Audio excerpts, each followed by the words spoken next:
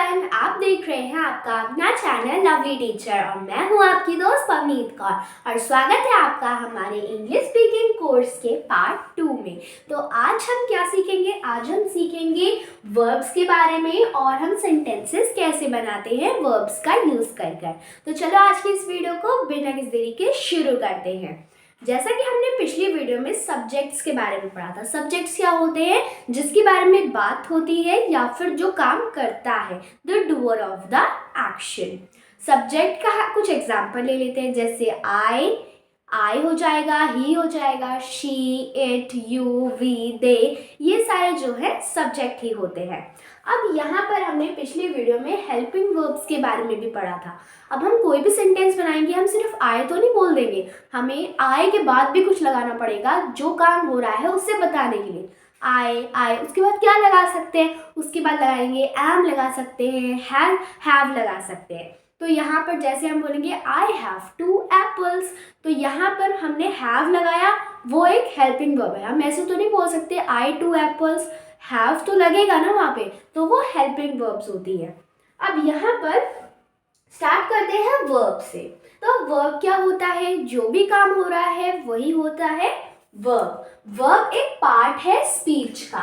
There are 8 parts of speech. Parts of speech जो है, एक सेंटेंस को हम कितने पार्ट्स में डिवाइड कर सकते हैं? 8 पार्ट्स, यानी कि 8 पार्ट में हम एक सेंटेंस को डिवाइड कर सकते हैं और इन 8 पार्ट को हम कहते हैं पार्ट्स ऑफ स्पीच।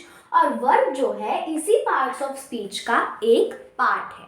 तो यहाँ पर वर्ब क्या होता है? वर्ब होता है जो भी काम हो रहा है, और वर्ब के बिना ज़्यादातर हमारा कोई सेंटेंस जो है नहीं बन सकता है, मतलब बन ही नहीं सकता वर्ब के बिना तो। और वर्ब मेनली जो है 2 तरीके के होते हैं, एक होता है स्टैटिक वर्ब और एक होता है एक्शन वर्ब। तो सबसे पहले आता है स्टैटिक वर्ब्स। स्टैटिक वर्ब्स में वो सारी हेल्पिंग वर्ब्स आती हैं जो भी होती हैं, जैसे is, am, are, has, have, were, was, had, ये सारे जो है स्टैटिक वर्ब्स होते हैं, जिसके बारे में हमने पिछली वीडियो में मतलब कल पढ़ा था। अब नेक्स्ट होते हैं एक्शन वर्ब्स। एक्शन वर्ब्स जो भी काम हो रहा है, जैसे ड्राइव, स्लीप, राइट, या फिर ड्रिंक हो जाएगा, ईट हो जाएगा, प्ले हो जाएगा, ये जो भी काम हो रहा है ये action verb. Drive means drive करना, गाड़ी चलाते हैं। स्लीप सोना, राइट लिखना, प्ले खेलना, ये सारे जो भी एक्शंस हो रहे हैं वो होते हैं एक्शन वर्ब्स, जैसे कि नाम से ही पता चल रहा है। अब ये जो स्टैटिक वर्ब्स होते हैं ये 3 फॉर्म के होते हैं। एक तो होता है मेन वर्ब, एक होता है हेल्पिंग वर्ब, या फिर हम हेल्पिंग वर्ब को ऑक्सिलरी वर्ब भी बोलते हैं। तो यहाँ पर ज़्यादातर हम ऑक्सिलरी वर्ब बोलते हैं, बट जब हमें इजी भाषा में समझाना होता है तो हम हेल्पिंग वर्ब बोलते हैं। तो यहाँ पर ये जो हमारे दोनों वर्ब्स हैं ये 3 फॉर्म से एक सेंटेंस में जो है अप्लाई किए जा सकते हैं। जैसे सबसे पहले होता है मेन वर्ब। तो मेन वर्ब, जैसे यहाँ पर मैंने 2 इसके एग्जाम्पल लिए हैं। शी इज अ डॉक्टर, तो यहाँ पर कोई भी वर्ब नहीं आ रहा है सिवाय स्टैटिक वर्ब के। यहाँ पर सिर्फ इज जो है आ रहा है एज अ स्टैटिक वर्ब।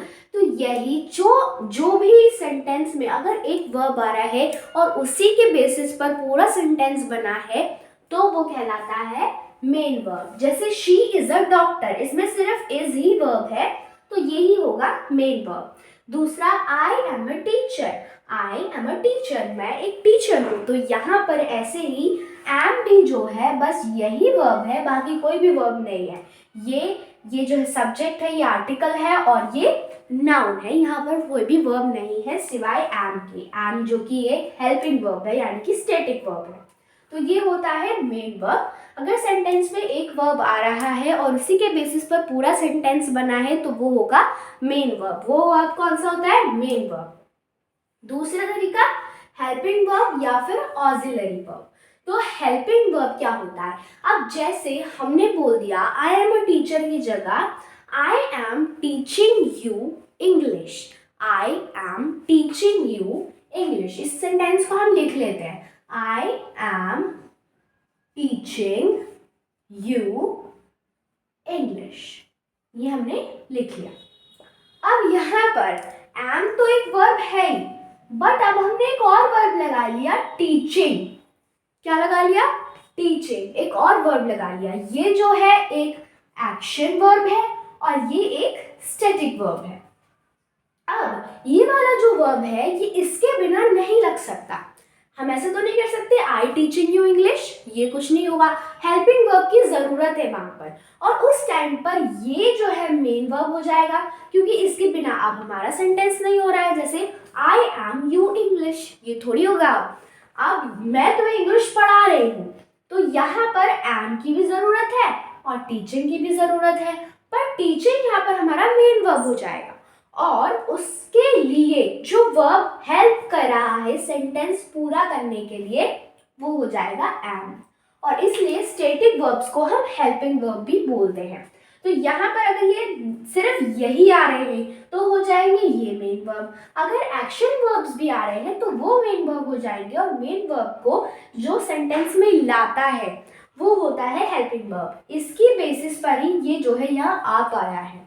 ठीक है, ये हो जाएगा हेल्पिंग वर्ब, क्योंकि ये इसकी हेल्प कर रहा है, तो ये हो जाएगा हेल्पिंग वर्ब। इसमें आपको बहुत ज़्यादा ध्यान रखना है कि मेन वर्ब क्या होता है और हेल्पिंग वर्ब या फिर ऑक्सिलरी वर्ब जो है क्या होता है। तो ये कुछ बेसिक चीज़ें हैं, ये आपको आनी चाहिए। तो आई होप आपको वर्ब्स जो है समझ में आ गए होंगे। अब इसी के साथ हमारी आज की वीडियो होती है समाप्त। तो अगर आपकी वीडियो अच्छी लगी हो तो इस वीडियो को लाइक करना, चैनल को सब्सक्राइब करना और इस वीडियो को शेयर भी करना।